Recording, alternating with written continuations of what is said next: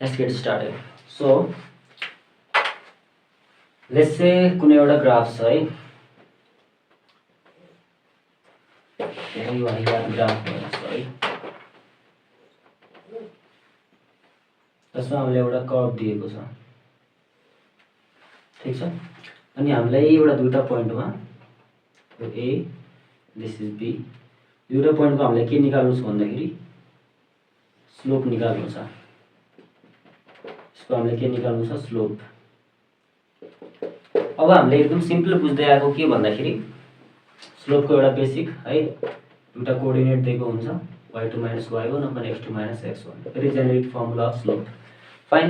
तर यही कुराले हामीले यदि कोअर्डिनेट दिएको छैन, एउटा हामीले फंक्सन दियो कुनै है, लेट्स से fx = y कुनै एउटा फंक्सन दियो सपोज, र त्यो फंक्सनको त्यो हामीले स्लोप एउटा निकाल्नु पर्यो भने त्यस्तो केसमा what we would do is हामीले त्यस्तो केसमा डेरिभेटिभको बल्ल एप्लिकेसन थाहा हुन्छ है।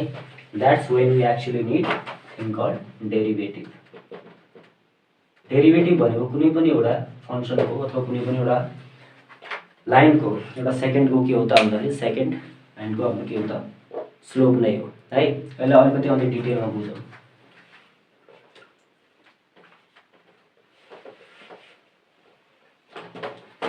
सो लेट्स से हामीले स्लोप दिएको छ। अब हामीले के भन्यो भन्दाखेरि यो मानौँ हाम्रो के हो भन्दाखेरि यो सपोज हाम्रो एउटा पोइन्ट भयो fx, के भयो त, सरी x है।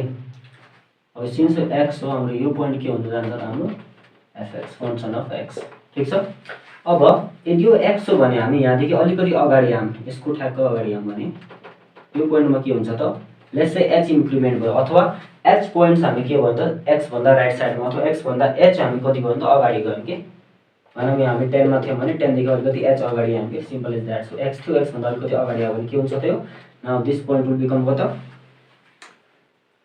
It will become f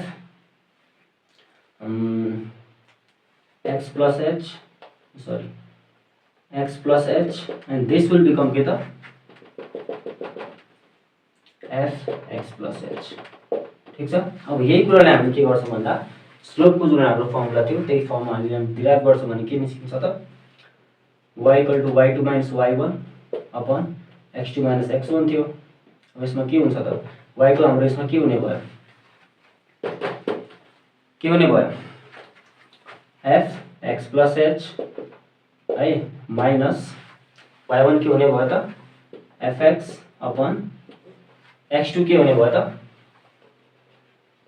x2 हुने भयो x plus h अनि माइनस x1 के हुने भयो त x। सो यसले हामीले यस्तो हेर्छौँ भने परिणामबाट के हुन्छ त, fx plus h minus fx, x cancel out upon h। So हाम्रो के भयो त, यसको स्लोप भयो, ठीक छ, फाइन। तर यो त हाम्रो भयो दुईटा पोइन्टको बिचको slope, fine, this from point a to point b, यसको स्लोप भयो है। बट यही कुराले हामीले अझै क्लोज ल्यायौँ, लेट्स से यो पोइन्ट अनि यो पोइन्ट अझै क्लोज ल्यायौँ, यो पोइन्ट अनि यो पोइन्ट अझै क्लोज गर्दा हामी के ल्याउँछौँ, एकदमै close to this point, close to A ल्यायौँ भने के हुन्छ त, इट विल अलमोस्ट बिकम 0। त्यति बेला हाम्रो ठ्याक्क के क्रिएट हुन्छ त है, ठ्याक्क हाम्रो के क्रिएट हुन्छ त, यहाँ अहिले हाम्रो सेकेन्डको लाइन बन्यो भने अहिले के हुन्छ त, यहाँ टेन्जेन्टको लाइन बन्न जान्छ यहाँ हो।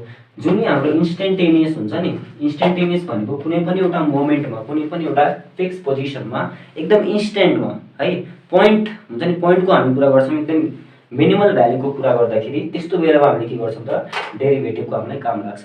That's when we use derivative to find the slope of things when coordinates are not given है। यस्तो बेला हाम्रो के हुन्छ त, जुन हाम्रो h को जुन लिमिट छ है, it will become almost close to 0, not 0 है, फेरि not 0 but almost close to 0, ठीक छ। That's when you write limit h tends to 0 है। अनि कति हुन्छ त, fx plus h minus fx upon h। This is also called first principle of derivative है।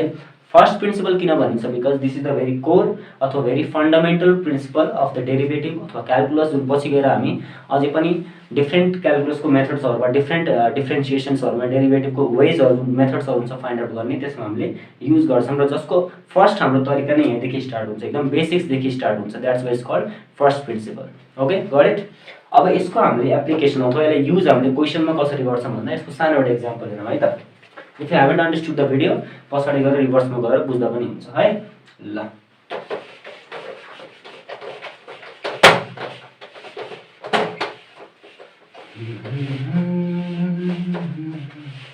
okay, so let's say there is a function fx equals 2x square plus 3, ठीक छ, एउटा function भयो।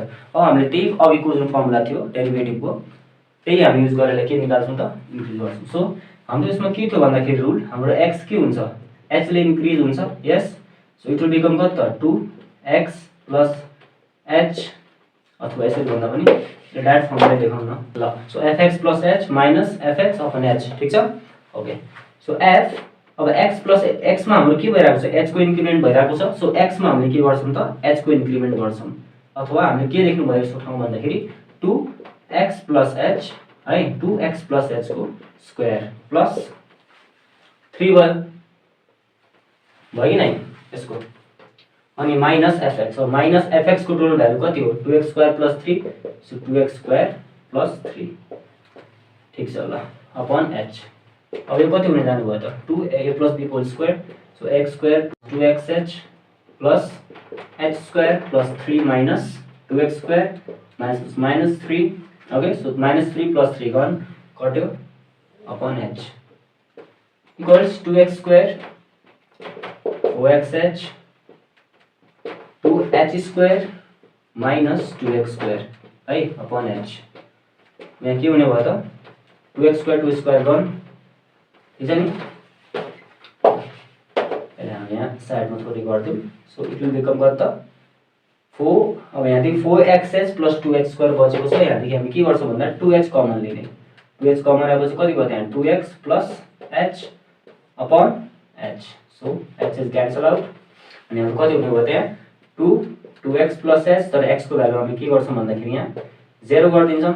So h tends to 0 since h equal to 0, त्यही भएर यसको value कति हो 0। सो 2